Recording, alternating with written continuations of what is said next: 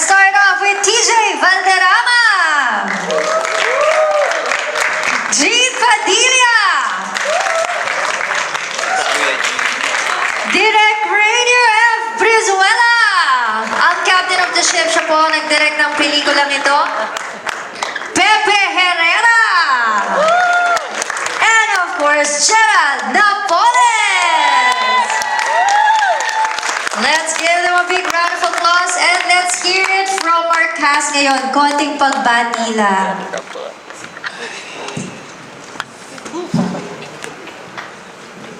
Magandang gabi po at maraming salamat sa pagpunta sa Maynila at sa mga dumayo, sa mga tagalabas lang, magandang gabi. Na-enjoy po ba? Kung na-enjoy niyo po, kung ano man ang reaction niyo, pangit man o maganda, tatanggapin po namin. Paki-post na lang po. Thank you. Sa comment section. Comment section. Put ina niyo. Ibang pelikula yun Saya, napakasaya. Napakasarap at napakasaya. Salamat po. Kung mamarapatin niyo magtulong-tulong tayong ipamahagi ang magandang balita. Ayos na ba yan? Yes! Thank you po. Hi po everyone sa mga nakapunta. Maraming salamat po. Hopefully nasarapan kayo. Ako di ko pinanood eh. Alam mo yung pagkaluto mo, di ba? Parang ayaw mo kainin eh. So yun. Sana na-enjoy nyo. Kung hindi, ganoon nga. I-bash nyo lang. Ayun. Maraming salamat po.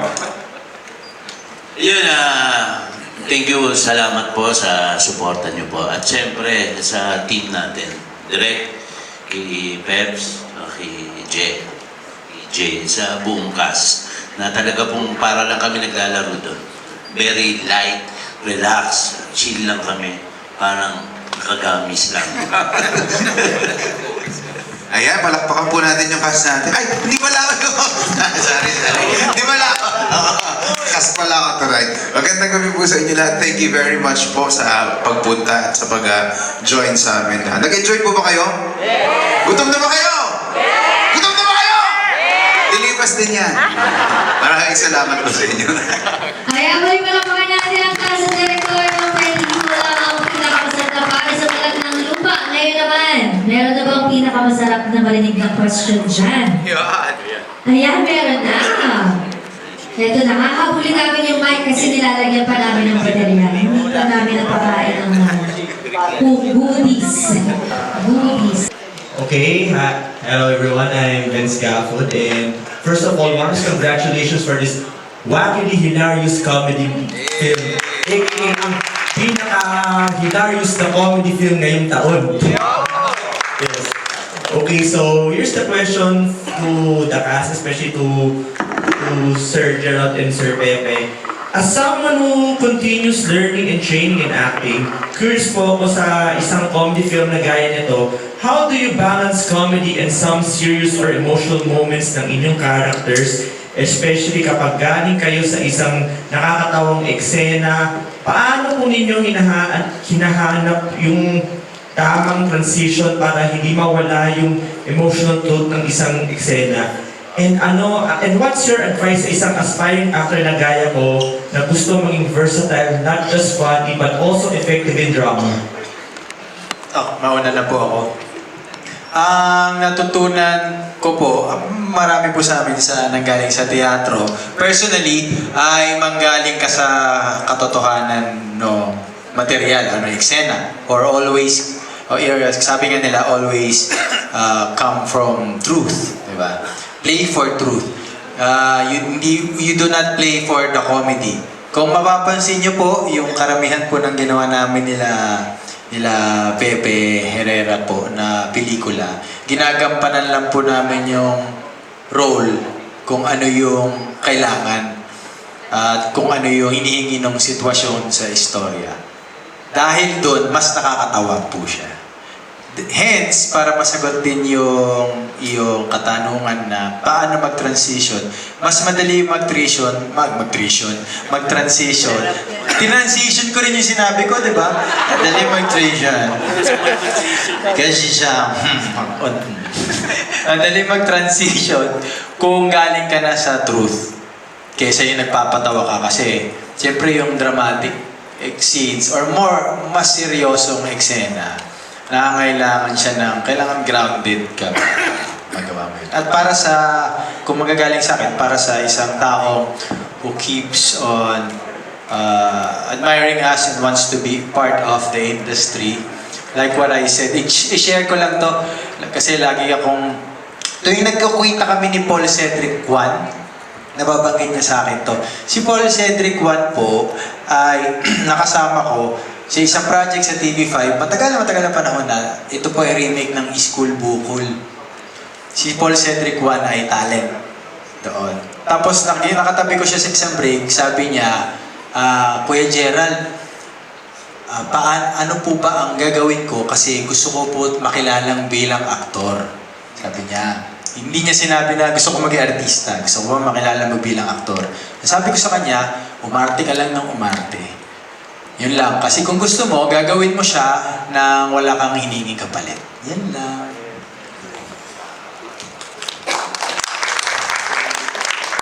Tingnan mo naman kung nasan si Paul Cedric Juan ngayon. Yes, actor. Right? Nandyan lang. Tabi-tabi. Daming pelikula. Hindi na hindi na magkanda-ugaga sa dami. Very talented actor din. Katulad din ng sinabi niya, Brother Vince. Katulad din ng sinabi ni Paring Jay. Tsaka, in addition to that, magtiwala doon sa kapitan. Yan. Ito. Lalo na kung nararamdaman mo bilang aktor at naramdaman namin to kay Direk, very collaborative yung director mo.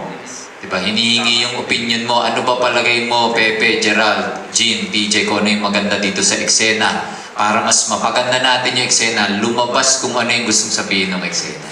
Diba? Kasi bawat eksena may gustong sabihin eh. Tama ba? Yun. Hopefully, naramdaman nyo after watching the film kung ano talaga yung pinaka gustong sabihin ng pelikula. Yun yung role natin bilang mga aktor. Ibida yun. Yun yung bida talaga, yung kwento. Yun. Ayun yung kagaya ng sinabi ni Brother King na paano rin from comedy to drama, yung emotional na mayroong kasamang gano'n. Hindi nyo natatanong, proven po to na ang comedians, mas magaling sila magdrama. Mas mabilis po kami magpatulo ng luha as natural lang na hindi gumagamit ng effort. Kasi yung likod talaga po ng komedyante, malalim siya. Marami siyang napaghuhugutan. Tapos,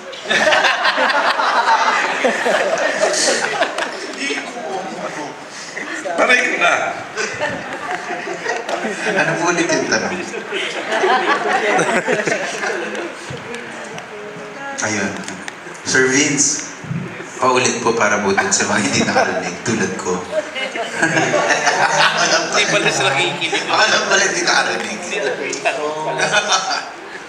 Ayun na. Hindi nakakapit. Oh, is easy ba din okay. TJ, As someone continue learning and training in acting, curious po ako sa isang comedy film na gaya nito.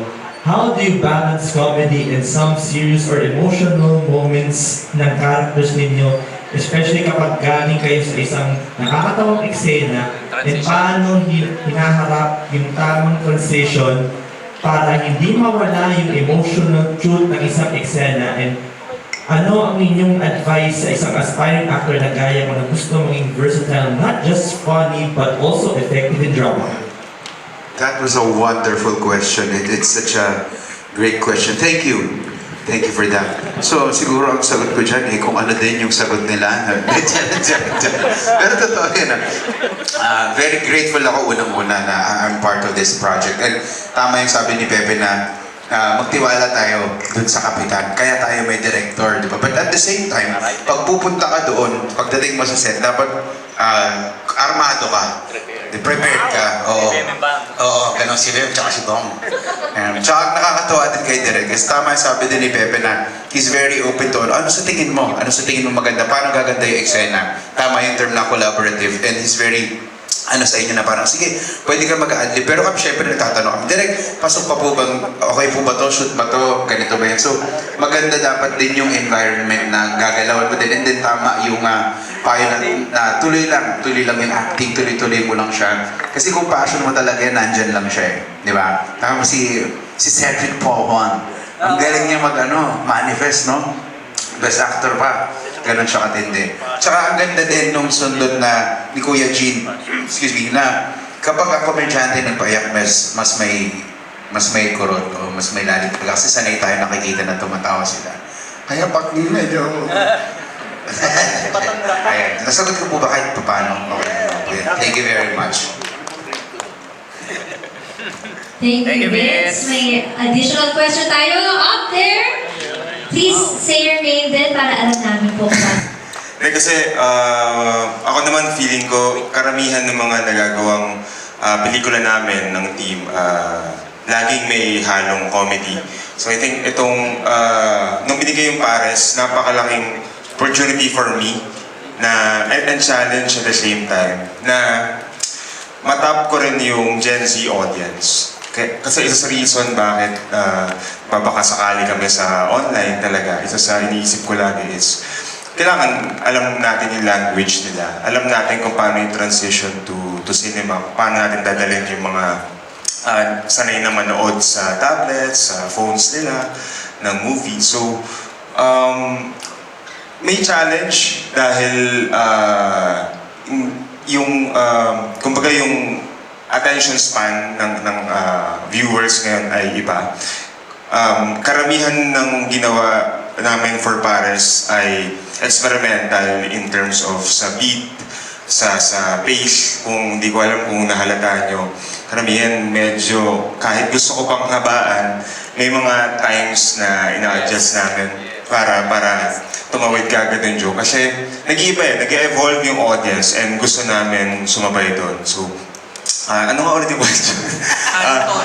Thought process. Yun yung mga naging thought process namin na kasi ako personally, fan ako ng 90s comedy talaga, ng mga classical comedy. Ito yung siyempre, sina Sir Jean yan, kasama siya sa era na yun na abutan niya lahat yung mga sina Redford, fan ako ni Redford, White Babalu. Tapos ngayon yung mga modern na...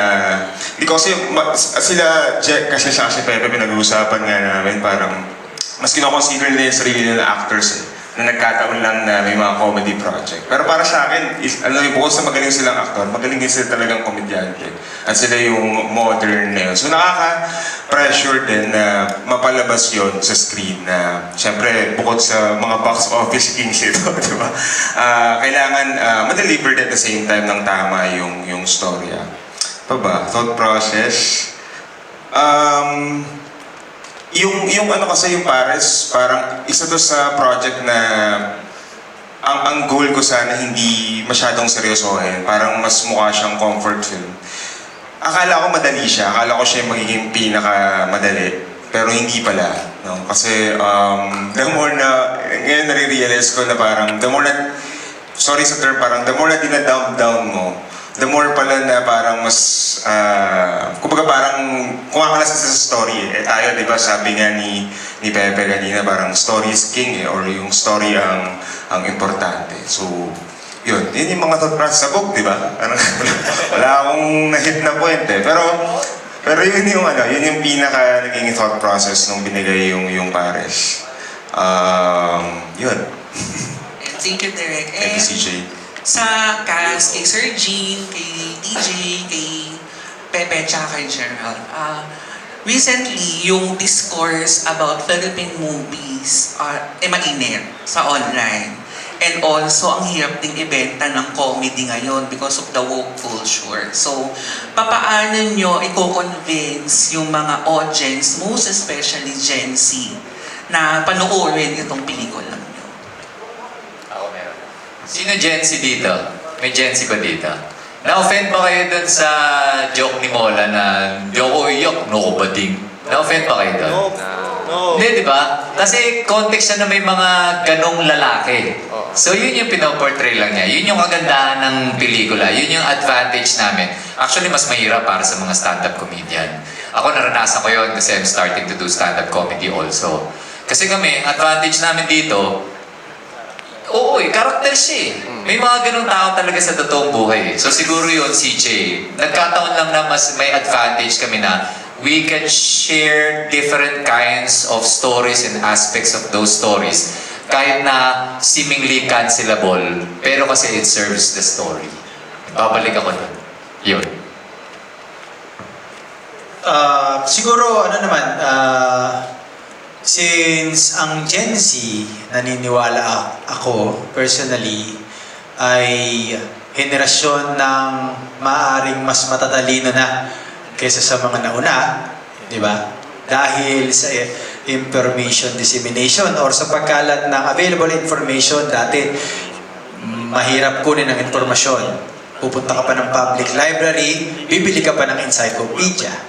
Ngayon, nakakuha natin siya sa internet. Hence, may mas malawak para sa akin ngayon, kinailangan lang magkaroon ng woke culture para makumpara ng henerasyon kung ano ang tatanggapin at ano ang ire-reject.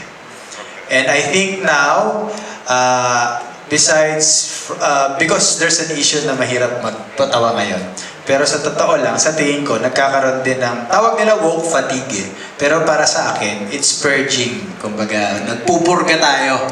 Pinipili natin na, sige, nakaka-offend siguro sa'yo. Or hindi nakakatawa sa'yo, gano'n na lang. Pero it doesn't mean hindi rin nakakatawa sa akin. At yung nakakatawa sa akin, pwede tatanggapin ko naman na hindi nakakatawa sa'yo.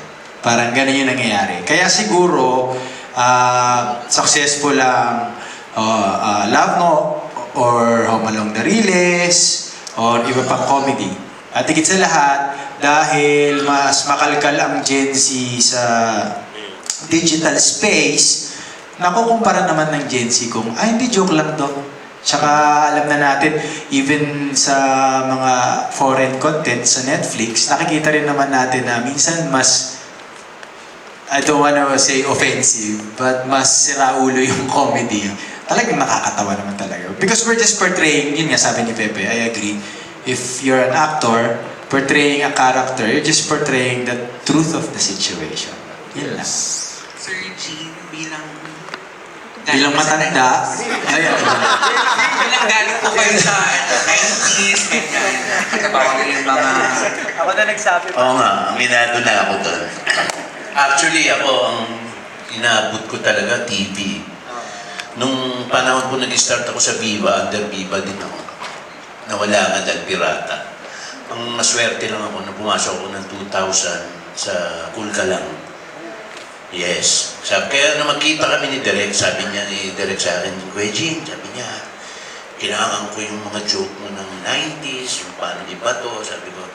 Yung sinasabi niyo yung mga kabataan ngayon bago Gen Z, masarap nga tignan eh, kung magkakaroon din sila ng collaboration eh. Yung 90s, di ba? Tapos yung bago ngayon, nagsasalubong sila, mag-collaborate. Tingin ko maganda rin. Kasi ngayon, yung mga sitcoms namin dati na ginagawa, nilalabas naman sa Facebook, sa YouTube, sa Reels, di ba? Ibig sabihin, napapanood din ng Gen Z yun. Ay, ganito sila noon. Ito ang comedy noon. Kana hindi mo pwedeng lampasan yun. Di ba? Kasi yun yung classic eh. Doon yung roots eh. Yung roots ng tatay ko, yun din ang sinusundan namin ng kapatid ko. Yun din eh. Yun din. Tsaka ang comedy po nag-evolve din. Umiikot lang din. Bumabalik din. Parang damit po yan. Yung nausong noon, nauso na naman ngayon. Paikot-ikot lang siya. Ang maganda lang, lagi lang tayo dapat maging masaya. Ayan. Masaya lang tayo dapat. Tapos, yun po. Yes. TJ, Yes, siguro sa akin lang naman boto no, na I think the generation now ngayon, yung mga kabataan ngayon, they're smart enough to figure out if it's, you know, intentional naman na mga-offend talaga or we were just, you know, showing how comedy was before nung hindi pa siya ino-overthink masyado, no? So now kasi it's kind of hard to make jokes, make movies like this kung paano yung nakasanayan namin growing up. Kasi I think magkakaedad naman tayo dito eh. Thank you. The people now calling the shots are our age. So yung humor is like that, even the style.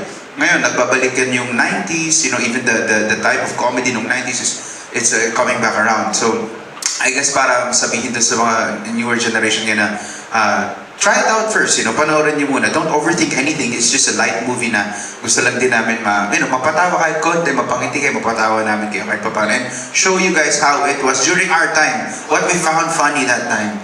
No? So siguro, opinion ko lang naman yun, pero that's one way siguro of like trying to tell the newer generation to check out movies like ours. Parang ganun. So yeah. Tsaka dagdag ko lang, kunwari ako po 90s comedian, actor. Sila Pepe, a good actor sila, magaling na actor, nagko-comedy rin, comedian din. Masarap lang magpangabot. Kasi ako, dream ko, sinabi ko kay Jay dati yan, si Jay, tsaka kay Pepe, sabi ko, gusto ko kayong makatrabaho. Kumbaga kasi ako, na po ako, 58 ako eh, but very active. Dito na ako magtatapos. Ako na mismo yung mag-aayaw pag ayoko na. Yung ayoko na, retire na ako. Pero grateful ako na iba-ibang mga bata na nakakatrabaho ko na masaya ako dahil inabot ko kayo. So happy ako doon. Inabot ko batang direktor. Marami akong direktor na wala na. Kinuha na ni Jesus.